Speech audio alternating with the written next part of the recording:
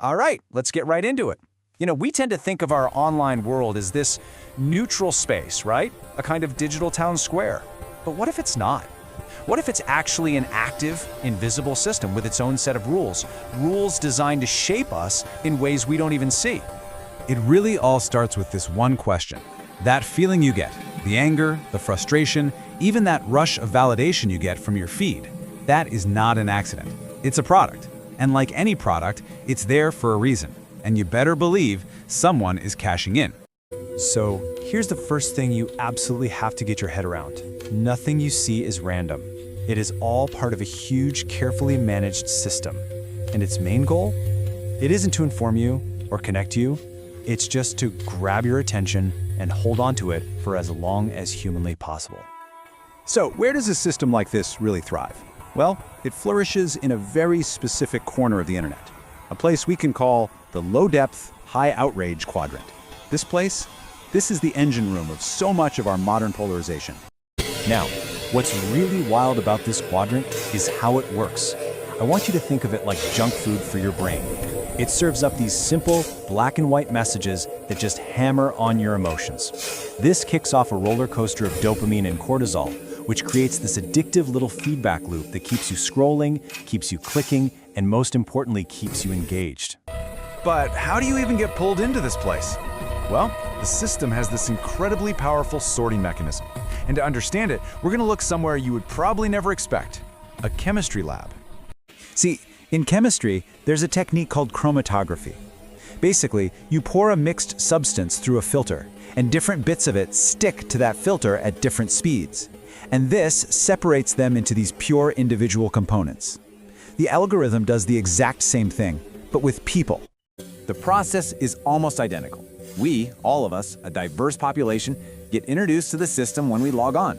The content feed, that's the filter. And every single click, every share, every second you linger on a video, that determines how strongly you stick to certain ideas. Over time, this breaks us apart, sorting everyone into these super specific, purified echo chambers. So here's the crucial part. This system is looking for a psychological trait it calls polarizability. Just think of it as how easily you can be influenced. The more your attention and opinions can be swayed by what's around you, the more valuable you are to this system. Why? Because you're just so much easier to sort, to shape, and, at the end of the day, to manipulate. But, sorting us, that's just the passive part. The next phase of this system is way more active. It's the industrial-scale manufacturing of a completely fake reality. It's a simple premise. If you can't find a popular opinion that helps you, well, you just make one up. This is what's known as synthetic consensus, the illusion that a whole lot of people agree on something, all engineered to look perfectly organic. The point isn't to convince you, it's to make an idea feel like it's already won. And this isn't a small-time operation. It's built with industrial tools. On one side, you've got the hardware roots, SIM farms. We're talking physical racks of thousands of phones creating real accounts. But on the other side, you have the software ghosts, AI content farms. These are AI agents that don't just mimic clicks. They mimic conversations, ideologies, whole identities. And they do it for virtually no cost. Now, every single one of these deceptions, every truth that gets buried, and every lie that gets amplified, it all gets recorded on what we can call the invisible ledger. Think of it as a hidden balance sheet, tracking the enormous debt of public trust that these systems are racking up every single day. This quote just hits the nail on the head. We're not talking about censorship in the old-fashioned sense of deleting things. This is about shaping your reality through a quiet, constant process of suggestion and reinforcement. It's your own feed hypnotizing you into a worldview that was manufactured for you. So what's the end game in all this? It's something called a fame wash.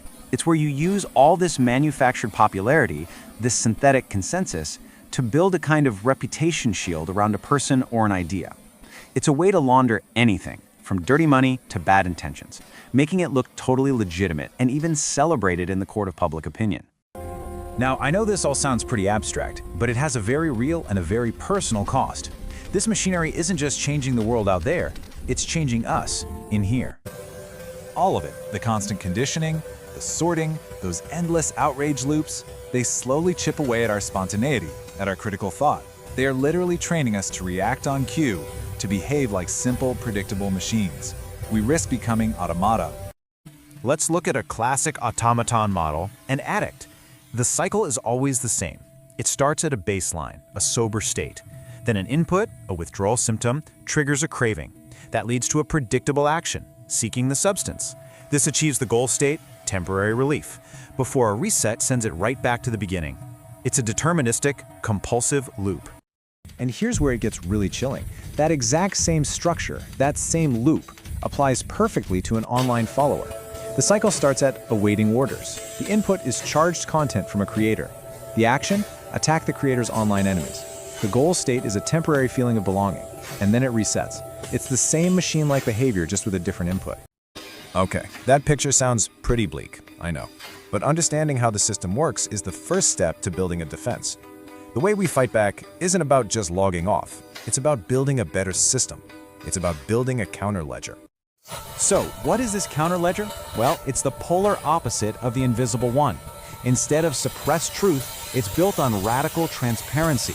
Instead of inflated noise, it focuses on authentic signals. It's about replacing lost trust with earned credibility and swapping out algorithmic laundering for real digital sovereignty. And the goals here are powerful and concrete. We need systems that can spot and expose fake consensus the moment it happens. We need to protect our right to speak freely without being tracked. And, fundamentally, we have to change the economics of the whole thing, reward real human connection, and make industrial-scale lying so expensive that it's just not worth it anymore. And really, this is what it all boils down to. This is the core philosophy. Right now, the system is designed to make lies cheap and authenticity expensive. The ultimate victory is to flip that equation completely on its head, to build a digital world where being real is the easiest, most effective way to be heard. So, we're going to end on this question, which, let's be honest, it's not really a philosophical question anymore. In a world that is increasingly full of software ghosts and manufactured realities, proving your own authenticity might just be the most critical challenge we all face. What's your answer?